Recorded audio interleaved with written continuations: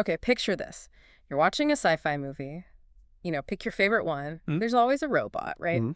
And this thing is perfect. It walks with this like smooth, liquid grace. It quotes philosophy, and it never, ever makes a mistake. It is the ultimate intelligence. Exactly. It's a compelling image. It's also completely wrong, Yeah. at least regarding where the actual engineering stands today. And that is exactly why we are here. We are stripping away the Hollywood gloss. Yeah. We are taking a deep dive into the frontiers of rational agency.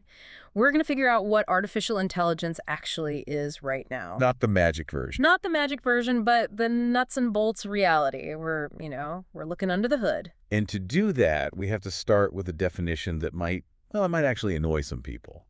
We aren't trying to build consciousness or simulated souls. Okay. In the field, the goal is actually designing what we call rational agents. Rational agents. I have to be honest, that sounds weirdly corporate. It does, doesn't it? Like, we aren't building a new life form. We're building a really efficient real estate broker. Yeah. It sounds cold. It sounds like we're just calculating profit. Yeah. But utility in AI doesn't just mean money. It means goal fulfillment. Ah. A rational agent is simply an entity whose actions maximize its expected utility based on what it perceives. So translate that for me. It looks at the world, it percepts, Yeah. and it acts in a way that gives it the best mathematical chance of achieving its goal. Right. If the robot's goal is to catch a ball, maximizing utility means moving its hand to the right coordinates. If the goal is to keep a baby safe, maximizing utility means being gentle. So it's about doing the right thing with the information you have? Exactly. It's not about being smart in some poetic sense. Yeah. It's all about the connection between what the agent sees and what the agent does. Okay, that's a reframe. And in this deep dive, that's what we're going to look at. The anatomy of these agents, We'll look at the body. the sensors and actuators, yeah, and the brain, how they plan and think. And finally, we're going to tackle the big philosophical question. What does success actually look like? Are we trying to build a god or just a really, really efficient machine? Right. I want to start with the physical, the body. Because for a long time, AI didn't really have a body, did it? It was just code. For most of the history of AI, it was basically a brain in a jar. It was software. Yeah. Humans had to type the inputs in and, well, humans had to read the outputs. Right. It's the computer in the basement crunching numbers. Sure. It doesn't know it's in a basement, doesn't know what a basement is. Exactly. But the source material highlights this massive shift happening right now. We are moving from software-only systems to embedded robotic systems. We are talking about interaction with the physical world. And this isn't just about giant factory arms welding cars anymore. The text mentioned something that really caught my eye, this artificial flying insect. Yes. Now, hold on. When I read robot fly, I'm picturing a drone, right? Just a tiny quadcopter. See, that's the thing. It isn't just a drone with a propeller. Yeah. We're talking about flapping wings. And when you shrink things down to the size of a bug, physics starts acting weird. Where? At that scale, air feels thicker. It's almost like swimming in syrup. Whoa. Turbulence is a nightmare. The jitter is constant. You can't just shrink a standard motor and, call it a day. So the engineering has to completely change. Completely. This is where the text highlights MEMS technology, microelectromechanical systems. Okay. To make a robot fly work, they had to create miniaturized accelerometers, gyroscopes, and actuators that are, they're basically microscopic. Wait, microscopic gyroscopes? Yes. They are etched onto silicon chips. They are building robots the size of bugs using mechanical parts you can barely see with the naked eye. It's like trying to fly a helicopter inside a hurricane, but the helicopter is the size of a grain of rice. That is wild. It really puts the engineering part of this into perspective. It's not just code, it's materials science. And because of components like MEMS and cheap high-res cameras, the text makes a really interesting comparison. Yeah. It argues that the state of robotics today is roughly comparable to the state of personal computers in 1980. I liked that perspective. So in 1980, PCs existed, hobbyists had them. Researchers used them. But my grandma didn't have one yet. Right. We are at that cusp. The hardware is accessible. You can buy a programmable robot kit now for a few $100. But we're just waiting for that explosion where it becomes a household utility. So we've got the body. We've got the robot insect with its tiny, syrup-swimming wings. Mhm. But a body is useless without a brain. Let's talk about perception. Yeah, this is where it gets tricky. Hmm. Just because a robot has a camera and eye doesn't mean it sees in the way you or I do. The source calls this the difference between low-level predicates and high-level understanding. Correct. Current algorithms are actually quite good at the low-level stuff. An agent can look at a video feed and report, the cup is on the table. Okay. That's a low-level fact.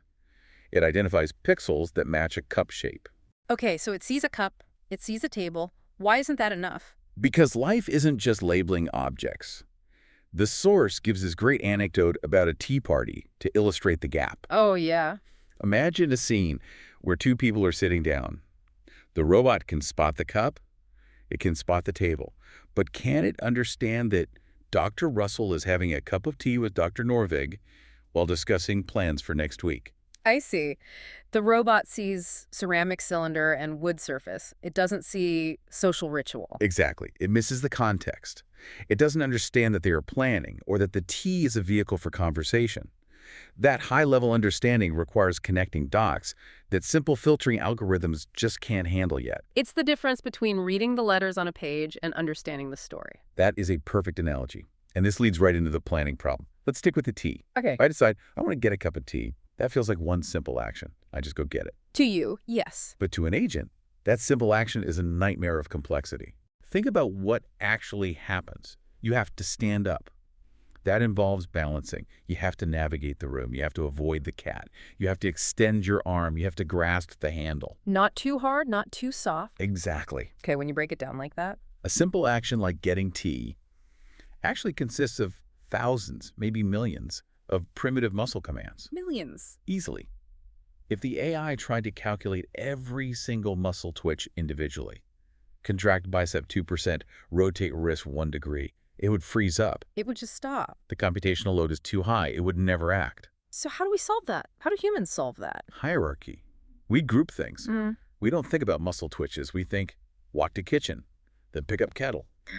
We abstract the details away. And the challenge for AI is learning that hierarchy. Yes. The text mentions deep belief networks here. I see that term thrown around a lot. What is it actually doing in this context? Think of it like teaching a child to read. You don't show them War and Peace immediately. First, they learn shapes, then letters, then words, then sentences. Okay, so the robot needs that same ladder of learning. Right. A deep belief network effectively creates those layers. The bottom layer sees pixels, just light and dark. The next layer might say, hey, those pixels form a straight line. The layer above that says, 3 lines make a corner. And eventually the top layer says, aha, that's a desk. And the magic is, we don't have to code the concept of corner. That's the goal. The network infers the corner concept on its own because it sees it so often. The challenge is getting the agent to construct those new representations, desk, tea party, conversation, without us holding its hand every step of the way. So the brain needs to organize its thoughts, but it also needs to decide how to think. And this brings us to the architecture of the agent. And the big takeaway here is that there is no one-size-fits-all. The best agents use a hybrid architecture. Meaning they are a mix of different systems. Meaning they mix reflex and deliberation. Okay, let's break those down. Reflex is instinct, right? Reflex is fast. It's automatic. You touch a hot stove, you pull back. You don't think about it. Right. Deliberation is slow. It's planning ahead. It's thinking through consequences. And the text talks about this really cool concept called compilation. It's like the AI learns to turn deliberation into a reflex. That's a crucial mechanism. Imagine you're learning to play a complex video game. At first, you are deliberating. Okay, I see the enemy. I need to press X to jump, then square to attack. You are slow. You are slow. You probably die a lot. That is an accurate description of my gaming life, yes. But eventually, you compile that solution. Yeah. You see the enemy, your thumb hits X square. No conscious thinking required. It's automatic. The AI does the same thing. It figures out a hard problem once, using slow deliberation, and then remembers the shortcut so it doesn't have to waste brain power on it again. The source uses a taxi driver analogy that I thought was perfect for this. The taxi driver is the classic example of real-time AI. Imagine the car is driving itself. Suddenly, there's an accident right in front of it. Panic mode. If the agent tries to deliberate, I wonder what the traffic patterns will be like in 10 minutes if I stop here. It's gonna crash. It's going to crash. It needs a reflex. Brake. Exactly. Brake or swerve. But, and here's the nuance, it shouldn't stop thinking entirely. It needs to use that split second effectively. So don't think about the passenger's destination, but think about what? Is the lane next to me clear? Yeah. Is there a truck behind me? Okay. This is where we get into meta-reasoning. Thinking about thinking. Yes, decision-theoretic meta-reasoning. The AI has to calculate, is it worth thinking about this problem longer, or should I act right now? It's almost like budgeting your brain power. I have 50 milliseconds of thought budget. How do I spend it? It is exactly that. And this leads to the development of anytime algorithms. Which sounds like a service you'd subscribe to. Anytime algorithms, available 24/7. Not quite. An anytime algorithm is an algorithm that can be stopped at any moment and still give you a reasonable answer. Wait, that sounds risky. If I ask a computer to calculate a bridge design and I stop it halfway through, I don't want a half-finished bridge calculation. That sounds dangerous. For a bridge, yes, absolutely. You want the perfect answer. Right.